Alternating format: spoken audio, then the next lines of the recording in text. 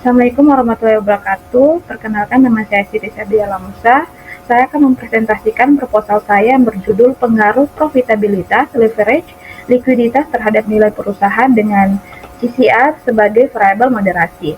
Studinya pada perusahaan tambang nikel Halmahera yang terdaftar di Bursa Efek Indonesia tahun 2019 sampai 2024. Indonesia memiliki posisi strategis sebagai produsen nikel global, didukung dengan kebijakan hilirisasi yang meningkat nilai tambah komoditas ini, terutama untuk industri kendaraan listrik. Wilayah Halmahera menjadi sentra penting kegiatan pertambangan nikel, dengan kehadiran perusahaan besar seperti PT Trimegah Bangunan Persada Tbk dan PT Aneka Tambang Tbk yang telah go public. Nilai perusahaan yang mencerminkan kepercayaan investor dan prospek masa depan, dipenuhi dengan kinerja keuangan seperti profitabilitas, leverage, dan likuiditas. Namun, penelitian sebelumnya belum menunjukkan hasil yang tidak konsisten mengenai hubungan ini. Oleh karena itu, tesis ini memperkenalkan CCR sebagai faktor non-finansial yang penting, yang diyakini dengan moderasi hubungan tersebut. Mengingat meningkatnya pentingnya investor terhadap aspek keberlanjutan dan tanggung jawab sosial perusahaan, khususnya di industri pertambangan yang memiliki dampak signifikan, keterbatasan studi mengenai peran moderasi CCR di sektor tambang nikel Indonesia menjadi celah penelitian yang ingin diisi oleh studi ini, dengan harapan dapat memberikan wawasan komprehensif bagi manajemen, investor, dan regulator.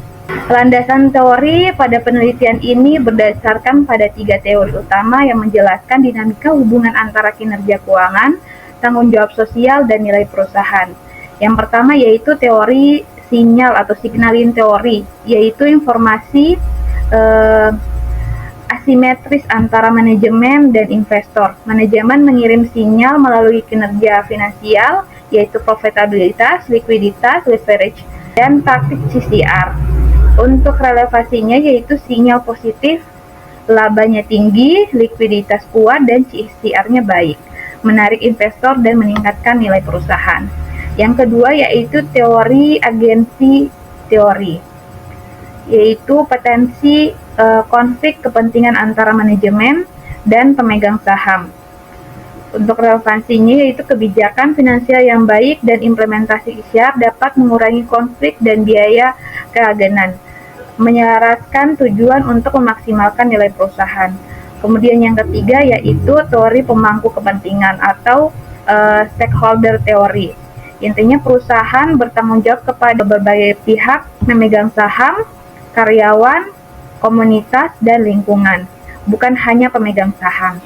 Relevansinya yaitu pengolahan hubungan dengan pemangku kepentingan melalui CCR, terutama di industri tambang yang membangun reputasi, legitimasi, mengurangi risiko, dan pada akhirnya mendukung peningkatan nilai perusahaan.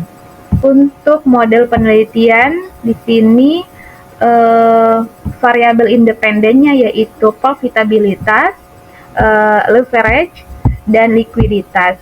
Dan variabel dependen atau variabel yang dipengaruhi yaitu nilai perusahaan. Kemudian untuk variabel moderasi yaitu CCR. Dalam model ini CCR berfungsi untuk memperkuat atau memperlemah hubungan antara variabel-variabel kinerja keuangan seperti profitabilitas, leverage, dan likuiditas dengan nilai perusahaan. Untuk metode penelitian yaitu yang pertama ada jenis penelitian. Pendekatan penelitian ini adalah kuantitatif menggunakan data sekunder.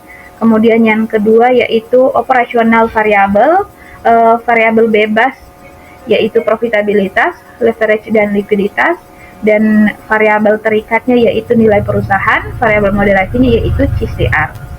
Untuk sumber data sekunder yang diperoleh dari laporan tahunan yang terdaftar di Bursa Efek Indonesia dari tahun 2019 sampai 2024. Untuk populasi dan sampel, populasinya yaitu perusahaan tambang nikel yang terdaftar di BI, sampelnya yaitu seluruh tambang nikel yang terdaftar di BI selama periode 2000 sampai 2024. Untuk metode penelitiannya yaitu mode penentuan sampel dalam penelitian ini adalah proposi sampling, teknik pemilihan sampel yang dilakukan berdasarkan kriteria atau pertimbangan tertentu yang telah ditetapkan oleh penelitian sesuai dengan tujuan penelitian. Yang keenam yaitu teknis analisis data menggunakan statistik deskriptif, kemudian uji asumsi data klasik yaitu uji normalitas, uji multikolineralitas, kemudian uji heterokedasitisitas, kemudian uji autikolerasi. Selanjutnya yaitu analisis regresi linear berganda dan yang terakhir analisis moderate regression analysis. Mungkin itu saja yang dapat saya presentasikan, lebih dan kurangnya saya mohon maaf. Assalamualaikum warahmatullahi wabarakatuh.